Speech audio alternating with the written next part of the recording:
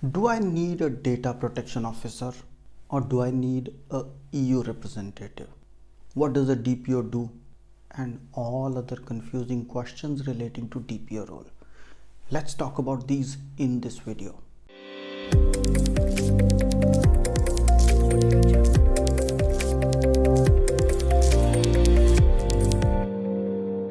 Hello, my name is Punit Bhatia and I'm the founder and CEO of company Fit for Privacy. We are data protection experts and we help you with data protection advice, creating and implementing data protection strategy and scenario-based training for your staff. So what is the role of a DPO? Do you need one? Is it mandatory? Is it the same as EU representative, and how do you assign one? Let's take these questions one by one. So is the data protection officer role mandatory? The short answer is no, it is not mandatory. It depends on a few factors. But before that, you need to understand what does a DPO do. So DPO, or data protection officer as we call it, is a role which oversees the implementation and compliance of your organization. In short, it does 5 things. Of course, there are complicated ways of explaining it, but 5 simple things. The DPO advises you and your staff or your organization on what to do, when to do, and what not to do. So first thing is advice. Second thing, a DPO monitors compliance. That is, it keeps a check on, is your company compliant? Is the legislation changed? Do you need to do something? Have the actions been taken or not? That is, it monitors compliance for your organization. The third thing it does is it supports you and your staff in doing those things. Like, you have to perform a data protection impact assessment. Should you do it or not, and how to do it? The DPO will advise you and support you in doing that. The fourth thing is it trains you and your staff. So it's the responsibility of your data protection officer to train all staff and management in data protection responsibilities and obligations. Yes, they can do it via an external company like us, but it is still the responsibility of DPO to make sure training is done. The fifth thing a DPO does is it helps you respond in situations. Respond in situations like, let's imagine there's a data breach. What do you need to do? Who do you need to notify? Do the staff need to be notified? Do the customers need to be notified? Do the authorities need to be notified? All those questions the DPO helps you with. There's an individual rights request. What to do? What should be the steps? The DPO helps you. There's a regulatory inquiry. The DPO helps you. So in short, the DPO does 5 things. It advises you and your staff. It monitors compliance. It supports you and your staff. It trains you and your staff, and it helps you respond in situations.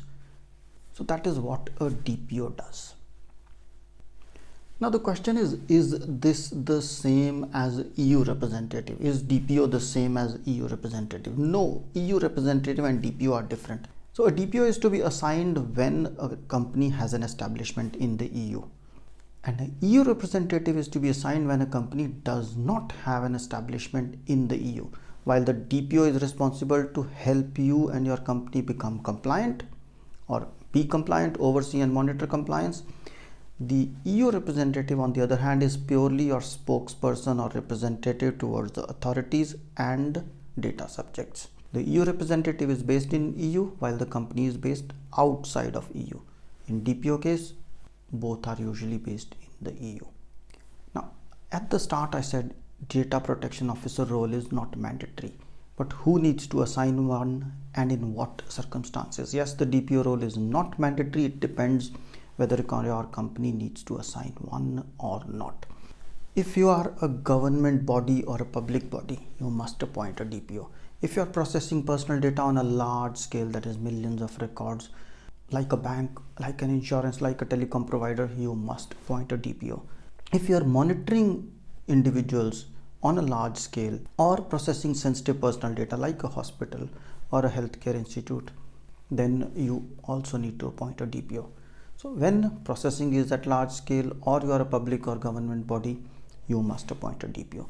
In all other cases, it is not mandatory, but it's not so simple. Ask advice from an expert and let your situation be evaluated. For example, you are a baker. In a street, you have 5 branches. You do collect some personal information for keeping record or making sure payments are done, normally you don't need to appoint a DPO. Now the question is, how can you assign a DPO? Well, if it's a formal DPO in the EU, you appoint one, you publish their name on the website, and you also notify the authorities that this person is the DPO for your organization. In fact, in the UK, the Information Commissioner's Office asks you to not only provide the name but also submit a fee on an annual basis. But if you're a small company, you may not need a data protection officer on full-time basis, and if you don't need it on full-time basis, you can hire an external company like us, and we can help you with part-time, like 1 day a week or 1 day or 2 days a month basis data protection services, that is advise, monitor, support, train and respond to situations. We can also be your EU representative.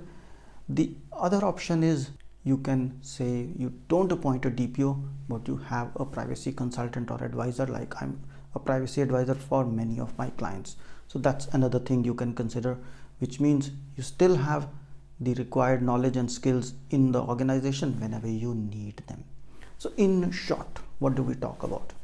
DPO is a non-mandatory role to be assigned when processing of personal data is being done at a large scale, or it's a government or public body, or sensitive personal data is being processed or records are being monitored. Don't make your judgment based on this. Ask for an evaluation. When assigning a DPO, you need to notify the authorities and mention the name in the privacy notice.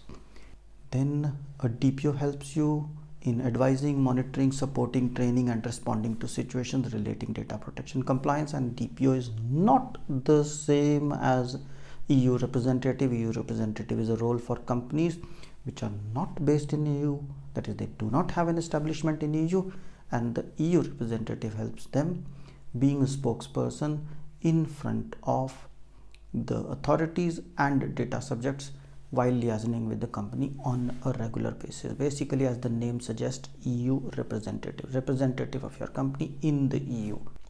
So this was about DPO, and if you need to know more about the DPO role, there's a book, Be an Effective DPO, Be an Effective Data Protection Officer, which I've written, and the link to get access to this book is available in the description. It helps you, even if you're a business owner, to understand what is the role of a DPO, who does the DPO report to, do you need to have an internal one or an external one, what are the pros and cons of the internal or external DPO, what should be the skill set of a DPO, can it be an IT person, does it have to be a lawyer? All those questions are answered in this book. A very light reading, you don't need to be a data protection expert, just get one. For now, I would say do have a data protection consultant or advisor in your company, even if you don't need to appoint a DPO, because it helps.